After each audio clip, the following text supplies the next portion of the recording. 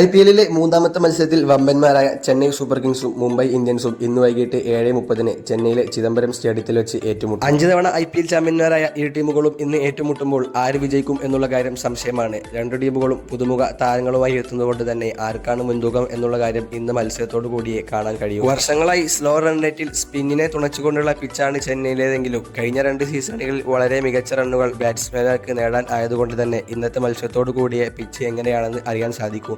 എങ്കിലും സ്പിന്നർമാർക്ക് വളരെ മികച്ച ടേൺ നൽകുന്നത് കൊണ്ട് തന്നെ കളിയിൽ എത്രമാത്രം ബോളർമാർക്ക് ആധിപത്യം പുലർത്താൻ കഴിയും എന്ന് ഇന്ന് നോക്കിക്കാണേണ്ടതുണ്ട്.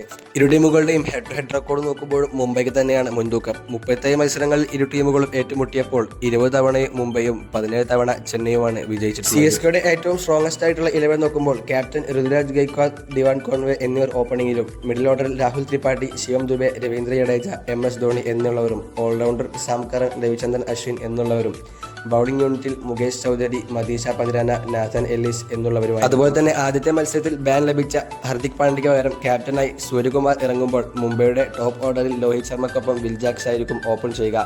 മിഡിൽ ഓർഡറിലേക്ക് സൂര്യകുമാർ, തിലക് വർമ്മ, ഹർദിക് പാണ്ഡ്യ, ദീപക് ചഹർ എന്നിവരും മിച്ചൽ സാറ്റ്നർ ഓൾറൗണ്ടറായിട്ടും പിന്നീട് ബോളർമാരായിട്ട് ട്രെന്റ് ബോൾട്ട്, ജസ്പ്രീത് ബുംറ, മുജീബുർ റഹ്മാൻ എന്നുള്ളവരുമായിരിക്കും മുംബൈക്ക് വേണ്ടി ഇന്ന് കളത്തിലിറങ്ങുക. ഇരു ടീമുകളും തുല്യ ശക്തികളായതുകൊണ്ട് തന്നെ ഇന്ന് ചെന്നൈയിൽ വെച്ച് വളരെ വാശിയേറിയ പോരാട്ടം തന്നെയായിരിക്കും നടക്കുക.